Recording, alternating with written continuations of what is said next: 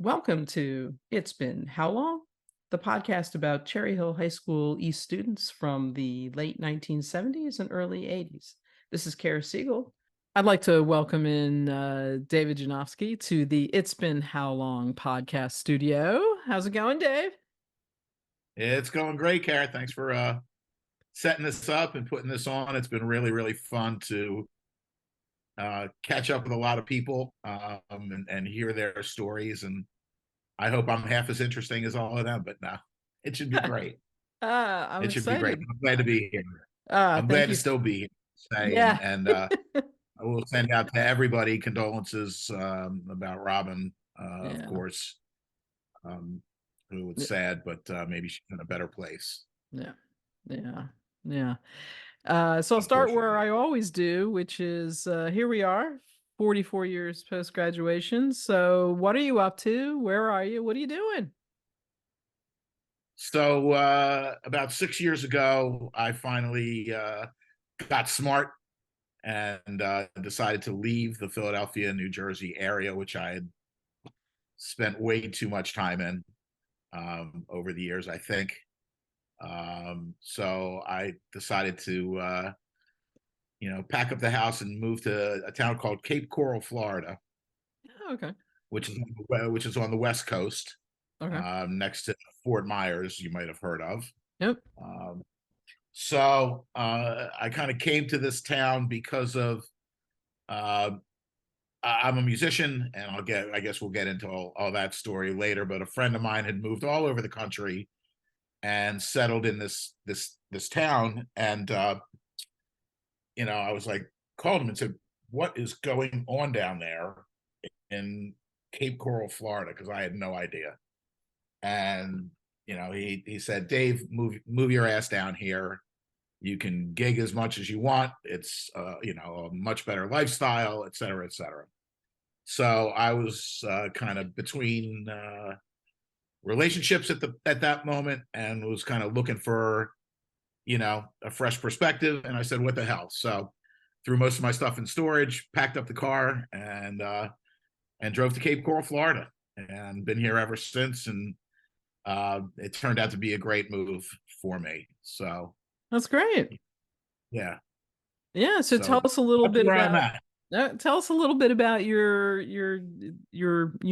musician My life. my my, my music story. Wow, Yeah. God, that starts way back. We'll talk about like post college. Okay. My cat is try to sneak into the screen here. I'm trying Yeah, to fend her off. that's okay. Yeah, We like animals. yeah. So yeah, so my music story kind of begins, I guess, in high school. Hmm. Actually did one of those garage jam sessions with a very famous now Cherry Hill guitarist named Reggie Wu. Um, my father was a musician and kind of forced me into guitar lessons, even though I wanted to play the drums. Hmm. But so by high school, I was already somewhat proficient. Didn't really take advantage of it in high school. I got to college and started playing out in bands, and then worked in the music industry for a long time. Doing what? Um, Marketing and promotions, which is I went to school for marketing, and public relations was my communications major. So I got out of school and said, "All right, now how do I get into the record business?" Oh, okay. I'm not. I don't know if I'm good enough. I wasn't confident enough in myself, I guess, at that point as a musician to really take that route that Hmm. Reggie took. Right. I ended up getting a job with first an independent label in Philadelphia that was kind of South Philly guys. If I do that, you kind of know what that means. Uh, so that was an interesting Payola? experience. Is that the word? What's that? Payola? Is Well, that the they word? were, I guess the time of, it's That was the I'll time. put it That to you this way. I'll put it to you this way. Like, my first week I got paid with a regular paycheck, and once they saw that I was all right, I got paid with a check, and we went to this special bank where I was paid like in sequenced $100 bills that were seemingly freshly printed, whatever. Me too. So, but that was an interesting experience. I went from there to a trade magazine called the Friday Morning Quarterback. Local guy that most people knew, Cal Rudman. I don't know Mm. if that name means anything to you. Uh, He was a big guy in the music industry, and that was like an industry radio tip sheet that went out to all the stations across the country and was advising stations what to play and what other stations were playing, kind of a thing. okay. I then got a job with a fledgling hip hop label Hmm. and called Rough House Records in Philadelphia that had scored a distribution deal with Columbia Records, Oh, okay. and yeah, and somehow worked my way and doing what I was doing, which was radio promotion Okay. with them. So that is kind of the ride of my life. Rough House was, it started in a little one room basement, literally in the basement on 444 North 3rd Street. If you've driven by that building, you know the spot. And started promoting hip hop music, which I knew like this much about at the time, but over the phone, I became the personality of Dave J, Okay. and have had that on since, and started calling, radio stations across the country to play our artists. We had ended up having, so the first song that I had some major success with was a guy, you'll love this. The guy's name was Tim Dog, a guy from Okay. the Bronx, and his big song was a diss song back at the guys from NWA Ooh. called F Compton. Oh, So wow. I'll keep my blue language to myself. Okay. But the song ended up going number one on the Billboard Rap Singles chart, Oh, and wow. yeah, so that was really pretty cool. And no one Um, died as a result of this. not that we'll admit to or say that we know of. Okay. Okay. Okay. No, no, no. Tim actually lived a long, pretty good life. I guess, I don't know. We Yeah. lost touch with him, Yeah. but that was the first success. We then had another group um, put out their first record called Cypress Hill. I don't know Okay. if that name means anything to you. They were early proponents of marijuana use. Hmm. A lot of weed discussion and songs on their first record which was a self-titled record, but they got a lot of attraction. They ended up having a big hit a couple year on their next record called Insane in the Brain. Okay. So, but Cypress Hill really, that was really the highlight for me. I really helped, in quote, break that Oh, band. They ended up selling first 500,000 records and then going platinum, which was 1,000,000 records. that's pretty cool. So it was pretty amazing. The day that the gold records arrived at the record company, I kind of held mine up like it was an Olympic gold medal over my head. You didn't hang it with a chain around your neck. Yeah, no, I didn't. I wasn't about all the big chain, and I was more. I actually had long hair at the time. Oh, I okay. had that night. This is now the early '90s. Okay. All right. Yeah, so I had the short up top and long in the back kind of look. Um, but Cypress Hill really broke big, and their music was used in an episode of The Sopranos, Oh, and nice. they're still around to this day, touring and very, very, in the hip hop, Hmm. world, they're legends. Oh, So that's great. yeah, so with them, I kind of, we traveled all over the country promoting them, and um, watching them break and still be huge to this day is, a highlight. Was a definite highlight. And then to put it, put a cherry on the top, we had a young group that we had signed that came in from Atlanta, two little 12 and 13-year-old boys that wore their clothes backwards, called Crisscross. Oh, okay. And if you remember, they had two big hits. One was called Jump, Okay. Jump, Yeah. Jump, and the other one was called Warm It Up. Okay. Um, and so watching them explode was pretty incredible. They ended up like opening for Michael Jackson on some shows in Oh, Europe. And wow. yeah, yeah. So the other really super cool thing about Crisscross was um, they were in the studio recording. They needed some background vocals. Mm. So I and the whole office kind of jumped into the studio, and on the records, it's, you know, you can, I kind of positioned myself near the mic because I'm like that. Uh, and so if you pull up Crisscross's Two Hits Jump and Warm It Up, you can kind of hear me. I hear Okay. me You hear you. in the background vocal. So you know, I've appeared on two #1 hits. I think Jump went to #1. I think Warm It Up was probably a top 5. Okay. Um, That's pretty cool. yeah, yeah, yeah. So that was really cool. So Was that Rough the House start was of your recording career? the start and pretty much the end. I mean, Okay. I'm recording some originals now down here, but yeah, not to the degree of, you know, being distributed on a Columbia label. Yeah. Yeah. Um, Well, so did you, so yeah, you said you didn't really, you played guitar or took lessons in high school, took but didn't lessons play. from 8 to 13, played a Hmm. little bit in high school, and then really started playing the guitar out in college. Okay.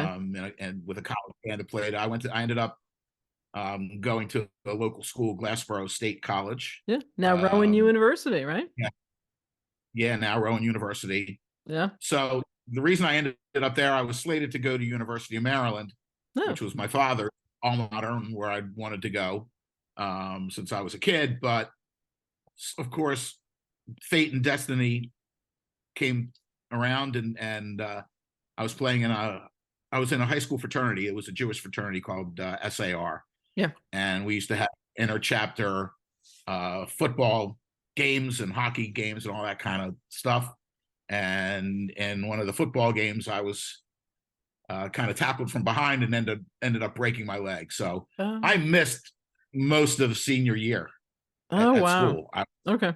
I was pretty much homeschooled. Mm. Um, you know, I had at first a body cast, and then needed a plate and screws put in my Ooh. femur to help it heal. So I was basically out of school from, I guess it was mid-October Oh, wow. through, yeah, you know, until I guess it was April by the time I got back. Oh, wow. So I missed prom. I missed all of that senior year kind of stuff Yeah. being stuck at home, you know, kind of, Yeah. you know, it stuck. You know, it was terrible. Mm. So yeah, but blowing by that, started really playing in college, and then, you know, then I got a job working in the industry, which I was saying to myself, dude, you can't go out and play out somewhere. This is your you have a business card that says you work for Columbia Records, man. It's time to, you know, Yeah. not do that, you know. Hmm. But once I the record business shrunk a little bit and I got out of the business, I started playing out in public again, Yeah. which was great. And up in New Jersey, I had a cover band. We were called Nasty Habits. We played all over the South Jersey area, Okay. the Atlantic City casinos. Hmm. We got in. What kind of Um, music were you playing? so it was, I guess, you know, the same classic rock that we're all listening to again, you know, Yeah. still, Yeah. uh, you know, but it was the Santana and the Rolling Stones and Yeah. Springsteen All that. and the Yeah. Beatles and all that rock, you know. Yeah. So yeah, but Nasty Habits, we had a great, you know, in cover band, you know, years, you know, Right. kind of which are like dog years. We were together. We grew from just me and the bass player, then we added a drummer, then a guitar player, then a sax player, then a keyboard guy. Oh, wow. Uh, so we were together for about 12 years. Hmm. We ended up playing some pretty cool, you know, aside from just the, you know, the bars all over South Jersey. We ended up, our first big show was opening for Peter Noon. Do you know who Peter Noon Mm. is or was? He was the lead Mm. singer of Herman's Hermits. Oh, okay. Okay. You know, I'm Henry VIII. I am. Yeah. Yeah. Uh, right, that one. So we opened up for him at Cooper River Park, Oh, okay. which was pretty amazing, in front of like 3 or 4 thousand people. Cool. Yeah, so that was great. We had a couple of other kind of headline, great opening gigs. We were playing the Atlantic City casinos, and we opened up for Roseanne Barr Oh, wow. at the Blues in Atlantic City, which was pretty major. Um, Was this before or after the national anthem? oh, this was long after the national anthem Okay. thing. This was long after the national anthem. This was like 2005 or six. Oh, okay. Okay. So she was doing like her she was I'm sorry here. Yeah. Uh, she was doing her comedy tour, and my bass player actually had the contact with Resorts and the Hard Rock, and got us in there as an opening act. Oh, well. So yeah, so this is a great story. So they had told us to learn 2 songs for the gig, one being a song called "Bitch" by the Rolling Stones, which was like right in our wheelhouse, because so the story was we were going to play our set, and then we played "Bitch" to bring her on stage, Yeah. right? Because she's a bitch. Anyway, so they also asked us to learn a song called "White Rabbit" Hmm. by Jefferson Airplane. Okay. You know, I one probably know it pill if I heard it. makes Yeah. you, yeah. So unbeknownst to, so we learned "Bitch," but we didn't learn "White Rabbit." Mm. We get there and we're setting up and doing our sound check, and they said, "All right, did you learn "Bitch?" And we played a minute of it, and they said, "All right, that's great. Did you learn "White Rabbit?" Oh, we thought one of the two, and they were like, "No, no, no." Roseanne had written a Viagra comedy song to the tune of "One Pill Makes You." Hmm. So, um, we did our half hour. She did her hour of comedy, and then she brought us back on stage. And imagine playing guitar behind Roseanne as she's making fun of guys who need Viagra. Right, right, So right, right. it was like really, really weird and strange. And I was trying not to laugh while I'm playing, Yeah. you know. Yeah. Um, Here we are. I mean, she sound checked the song with us before the show 3 or 4 times. She ended up being really, really nice, Oh, good. and very good to us. Oh, And we that's were good. just thrilled. We're playing the Hard Rock, Yeah. oh my God, not too many, local cover bands get a chance to play there. So Yeah. we really, got off on that. Yeah. Uh, yeah. And did well enough that they asked us back, Oh. and we opened for a band called Little Feat. Do Oh, you know wow. Little Yes. Feat? Yes. Yes. Okay. I hope That's people great. out there, Yeah. yeah, know Little Feat. So yeah, so really great experiences. And then we opened up a couple of times for Southside Johnny and the Yeah. Asbury Jukes. Mm-hmm. And Mm-hmm. yeah, yeah. So in Wow. So Collingswood. some great So, experiences there. Yeah. some great experiences with Nasty Habits, and I had a taste of that without being in an original band the way Reggie was, and doing original music. I realized that working for and working in the industry was, it's really a 1 in a billion shot. Oh, You okay. know, Yeah. it really is. I mean, so at that point, I wasn't even confident enough to really like play my original music out in front of people. That's why covers was Yeah. a good option. You know, Mm-hmm. uh, yeah. So skip to all these years later. I was doing it, in New Jersey on and off. There weren't as many opportunities to play, and then I moved down to Florida, and I've been averaging 120 plus dates a year Oh, wow. down here. Yeah, yeah. Okay. So it's been fun, and you know, keeps me feeling younger than I actually am. Right? Excellent. Excellent. Yeah, getting out and playing music for people. So, what did you do for activities, or did you do any clubs or anything back in high school? So I when we were in 8th grade, actually, a group came to a bunch of my, the people. I lived in Surrey Place East, Okay. uh, and this Jewish fraternity had popped up and was looking to grow. So we were like we shouldn't have even been inducted until ninth grade, but they started recruiting us in eighth grade. Hmm. So by, ninth grade, we were already, that was our social activity. Oh, You okay. know, we had meetings every Tuesday night at the JCC down on Route 70 next to Bishop Hmm. Eustace. Yep. And then there was always Friday and Saturday night activities. Yeah. So and social stuff going on. There was a sorority called Tex that some of our classmates were definitely in. You get a reference. I'll bring up Cindy Kerr, Mm-hmm. Patone, who, or wait, I think it's the different last name now, but Cindy Kerr Hmm. was in that, and so that kind of gave us great social interaction with guys and girls, Hmm. and that was really a lot of the socialization. I didn't, East to me when I was at Cherry Hill East, I was a little dweeb. I wasn't one of the popular kids. I wasn't hanging out in B wing smoking cigarettes. Uh, you know, Yeah. um, or out in the woods smoking pot quite yet, but that came later. Okay. And But no sports or no sports, no you know what? That's not true. So I will add, yeah. So I guess I was a junior, Mhm. and I was on the JV tennis team, but I wasn't one of the Oh, okay. players. I was one of the guys on the team. And then when I broke my leg, that kind of finished Yeah. my tennis. Oh, So I yeah. did. So there was 1 year of JV tennis, Okay. uh, but other than that, Did you have a job? so I was actually a paper boy for the Oh, Philadelphia Inquirer from about, I guess, 11 or 12, hmm. and I pretty much did that through high school. Oh, wow. You Okay. know, high school. I did that one Um, summer. That's a hard job.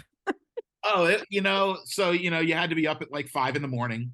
Yeah. You know, go get the papers, fold them up. Pop them into my bike, and then ride around the neighborhood. Make sure they You didn't know, get wet from the sprinkler systems. yeah, yeah. I got good at doing the long toss from the driveway up to the porch. Yeah. I was like Joe Montana with the Yeah. Philadelphia Inquirer, I guess. And then you had to Um, collect though. Collecting was a pain because people were like, oh, I don't and have then it this that week. was the real thing. You'd have to go around and collect. But the great thing about it at the end of the day for me was I didn't need my parents to give me any money. Yeah. You know, I would make 20 or $25, every other week or something like that. Yeah. And that was that was a lot of money back Oh then. yeah. you Yeah. know, that afforded me I think some of the records that I have standing here behind me were bought from that money at the local Clover store. That's right. That's right. Ride my bike up to they had a record shop in the Clover, and I'd get all my money and then ride up to the Clover and spend $3.99 or $4.99 for Right. an album, and much to my mother's chagrin, save that money. Like, I don't think so, Sure. Mom. This is mine. You can't tell me to save it. That's right. So yeah, so that was pretty much my high school job. I know you've been asking about that. Yeah. Yeah. So was there a class or a teacher at East that influenced you or, made an impact on you at all? Um, I guess there's two that stand out. Um, One was Mark Pinzer, Mr. Pinzer, Oh yeah. for geometry. Um, what was super cool is getting to know him later in life. Oh really? We went to the same synagogue Okay. and then played together on the softball team. The kind of like, Oh, okay. yeah. So we were both on this softball team, and it was just like crazy to just be like, oh my god, there's Mr. Pinzer. How much older than us was he? Probably about 15 years. Okay. Okay. I think he's in his mid 70s now. Okay. You know, I don't think he's quite 80. Yeah. Um, but he was a super funny guy and remembered me, and it was just like, oh my god, I'm playing softball, Yeah. with Mr. Pinzer. So that Yeah. was kind of crazy. So that was cool. And another one that again I reunited with later in life was Mr. Kovnat, Bill Oh yeah. Kovnat, the Yeah. art teacher, who I was took his art class, and he had us, one of the coolest projects that we got credit for doing was like redesigning one of your favorite album covers, Oh you wow. know, from a record album. So I took Chicago, Hmm. like Chicago, and I turned it into Shtick Chicago, and Yeah. he loved it, and I think I ended up getting an A in the class. So, Oh, that's but great. and so then later, um, I don't know if most of you know that he's a local photographer, Yep. and I ended up having him shoot my son's bar mitzvah. Yeah. He shot my So wedding. He shot like like somebody so that many you of our knew all those classmates' years weddings. ago, right? Yeah. Probably. Um, you know, I came across him, and he was doing it. And I was like, all right, man, come on, and he gave me a I guess a good enough price. Thanks, Mr. Kovnat. And so that was great. So those, Yeah. I guess, would be the two that I really remember the most. So did you have a high school sweetheart? No. No, not really. I had high school crushes, Um, and I'll keep those. I'll still keep those. You know, I don't want to embarrass myself or the ladies now. gotcha. But yeah, so no real. I did take Cindy Kerr out. Okay. We went to see the movie Jaws, and then to Richmond's Ice Cream later. That Yeah. was like my big high school girlfriend. But that was like a single date, and then Okay. we were just kind of friends Yeah. from both being in the fraternity and sorority together. Yeah. So And do you have a current sweetheart? You mentioned some kids. uh I have a couple of children from an ex-wife. Okay. The kids are now 32 and Oh, 27. oh, right. Okay. So they're grown and on their own. Very Um, good. yeah. Okay. So I'm actually kind of between, you know, a female companion at the moment. It's not Gotcha. too bad being, you know. Good. So, you have friends from East you're still in touch with? Uh, Thankfully, yeah, I've got a ton of friends from East that we kind of stayed in touch from after college through to today. A lot of the guys from Surrey Place East, Howard Goldfrad, Okay. David Gildenberg, who now is David Rockman, Michael Gansky, Paul Richmond, Barry Dudnick, Eddie Denkin. I'll Oh, wow. include in that group. Yeah. Yeah, so a lot of those guys were in, the fraternity, Hmm. um, and our friendships just kind of remained after we all got back to the area from where we went to college respectively. We all kind of reunited and stayed pretty close for even to this day. Oh, that's great. I'm proud That's of great. all of those guys, friends, and to have long-term relationships of people from college was just incredible. Hmm. I mean, from school was just incredible. Yeah. Uh, you know, and stayed in touch. Cindy Kerr lived in Mount Laurel at the same time I Okay. did, and our kids became friends. Oh, And wow. then finding out who she was, and it was like, oh my god, I hadn't seen her in a long time. It was Yeah. like, oh my god, you know. So Well, yeah, that's great. yeah, Did you lose yeah. touch with There's a lot of anybody Cherry Hill. who, yeah, did you lose touch with anybody who were tight with that you just can't seem to find? Um, you know what? There's one guy, um, Lewis Kaplan, who became a Oh, doctor, and yeah, I yeah, don't know Lou if you Kaplan. remember Lou Kaplan.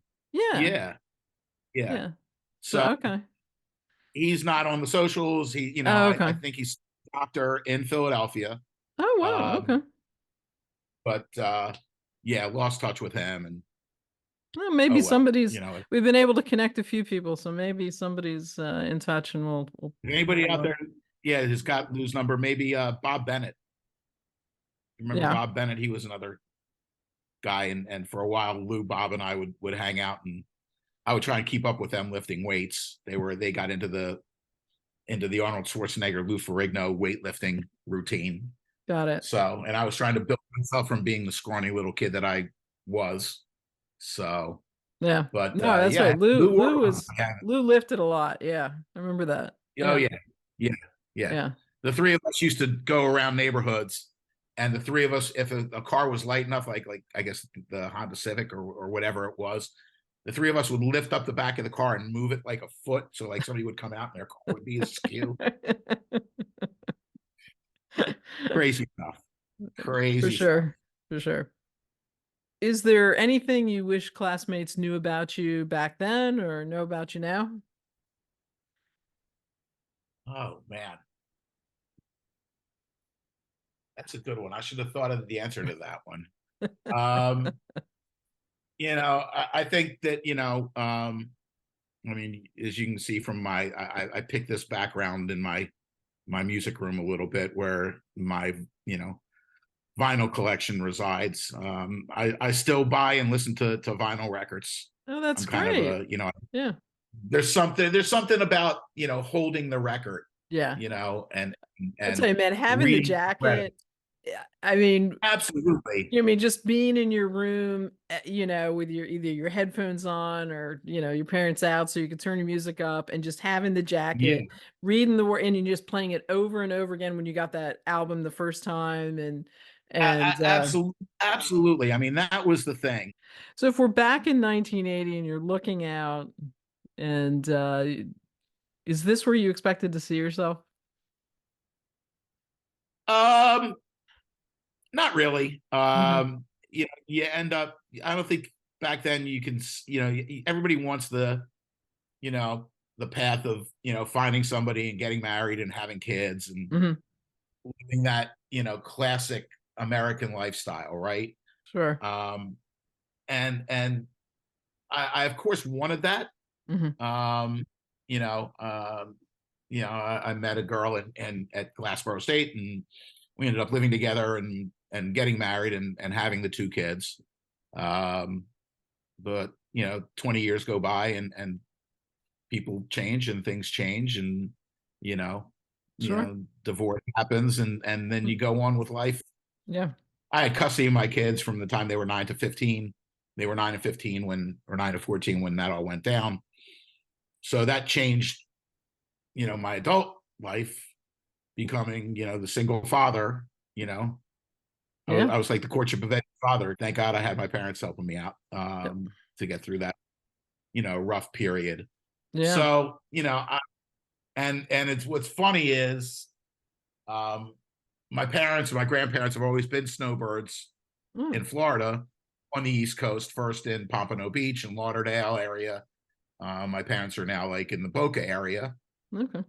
And, they kept pitching, oh, Dave, you should move down to Florida. You should move down to Florida. And I kept saying, I will never move to Florida. Like, who wants to be down there with all these old people? Yeah. No, no. So my mind got changed a few years back. A guy that played saxophone in Nasty Habits moved down to Florida, and he lives in that Lauderdale, Boca area now, and he's playing with like two or three bands and doing Yeah. great and really enjoying it. And he said to me a key line, which, I'll steal.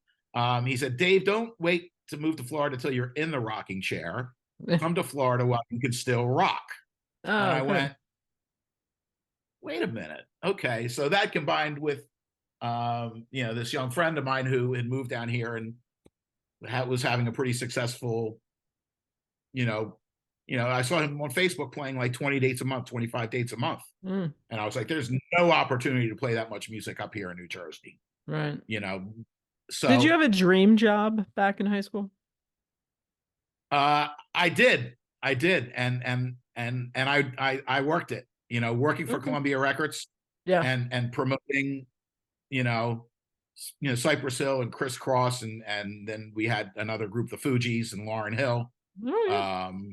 That was, aside from being the guy in the band like Reggie, Yeah. and you know, I mean, I wanted that. I just wasn't confident enough in my musicianship Okay. um, to take that path. In fact, I kind of had an opportunity. So I was, playing gigs around Glassboro State, and this girl that I knew a local luminary named John Eddy, Okay. who, you remember John Eddy and the Front Street Runners, and he's still around on his own Okay. playing. He had a band that was playing kind of all over South Jersey, playing his original music, and I opened up for him, and he asked me over to his apartment in Collingswood and said, "Dave, why don't you join the band?" He loved my guitar that I was playing. He Oh, loved my wow. old Gretsch, and he was like, "Why don't you join the band?" And I was like, "He's like, but you're gonna have to quit school because Oh, we rehearse 4 days a week, yeah. all day long, Yeah. and I was, I don't know, what are my parents gonna say? I was just, um, I didn't take that leap of faith Yeah. back then.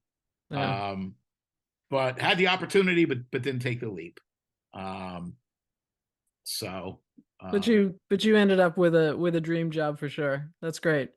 yeah, yeah. So I got out of college and worked for a company called Richmond Brothers Records. They owned Sound Odyssey, the record Hmm. stores, Sound Odyssey record stores that were in the Cherry Hill Mall and all over the place. Yeah. Went from there to this independent label, and then to the Heights.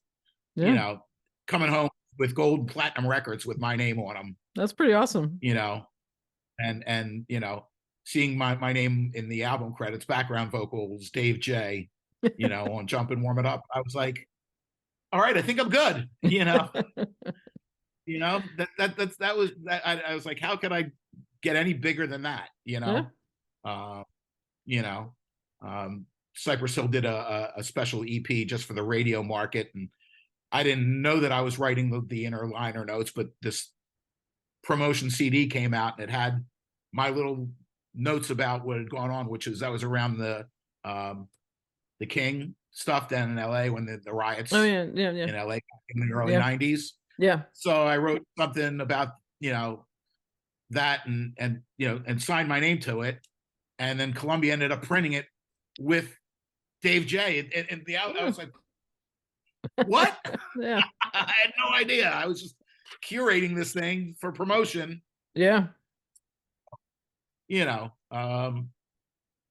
So, Wow. I can't say that I toured and it gave me a chance to travel quite a bit, and doing the promotions. There were conventions every year in Austin and in San Francisco, and going out to LA for, it was just, that was the dream job.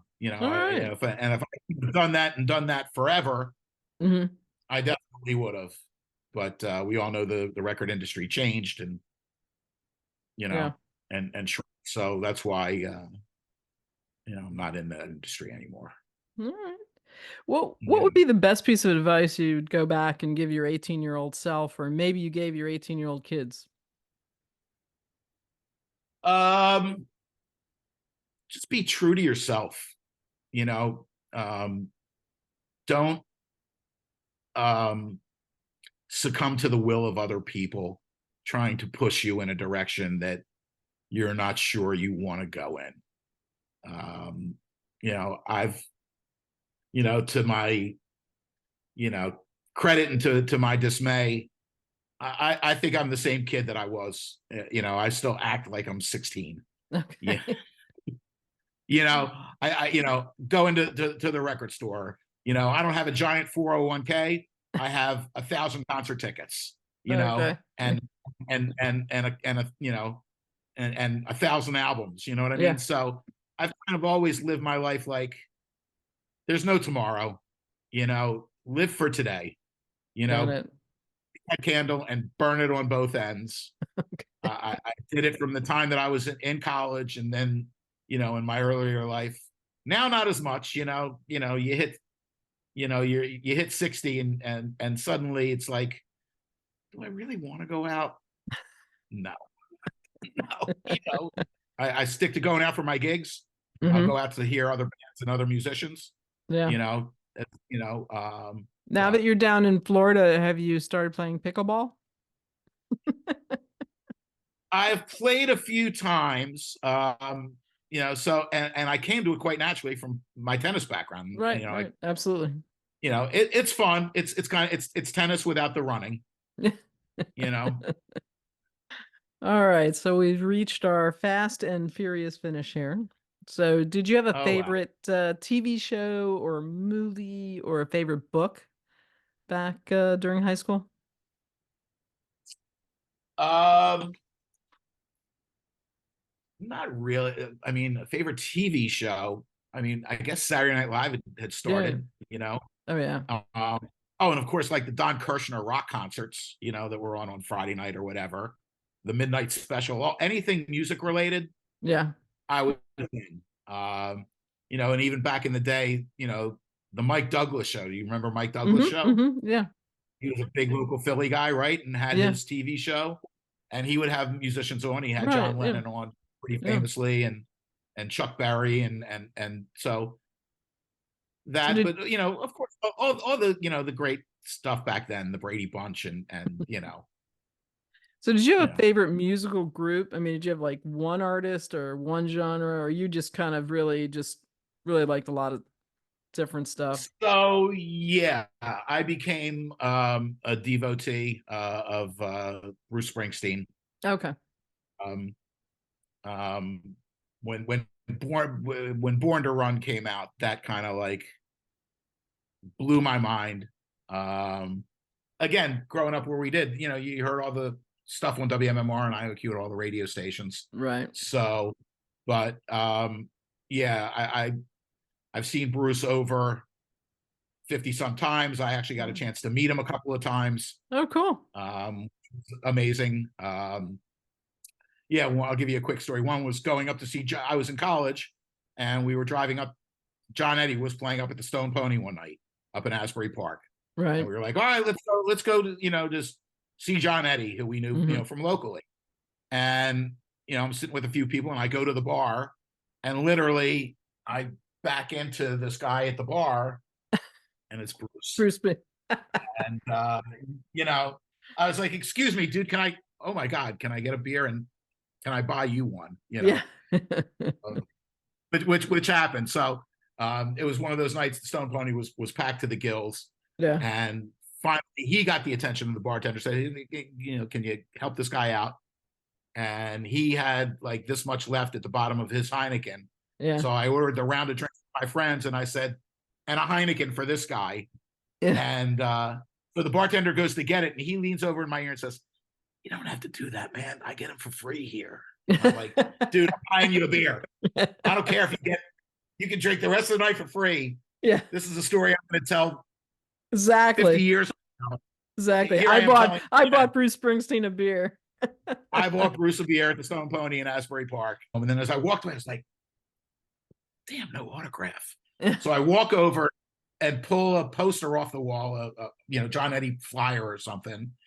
And I walk back over to him. And I'm like, dude, I really don't want to bother you. You've been really, really cool. But I said, can you scratch out, you know, an autograph for me?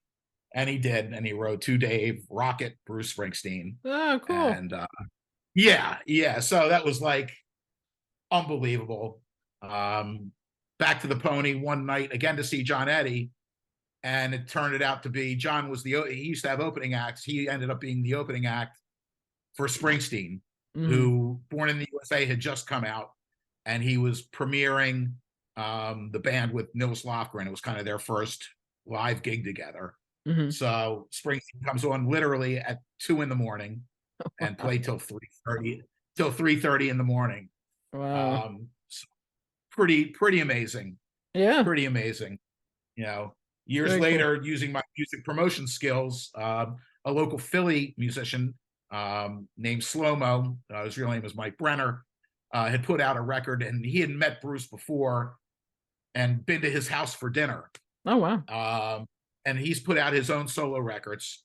So Bruce had his radio show on Sirius FM or Sirius Radio, Right. Sirius X, not FM. Yeah. And he played one of Mike's records on his radio show.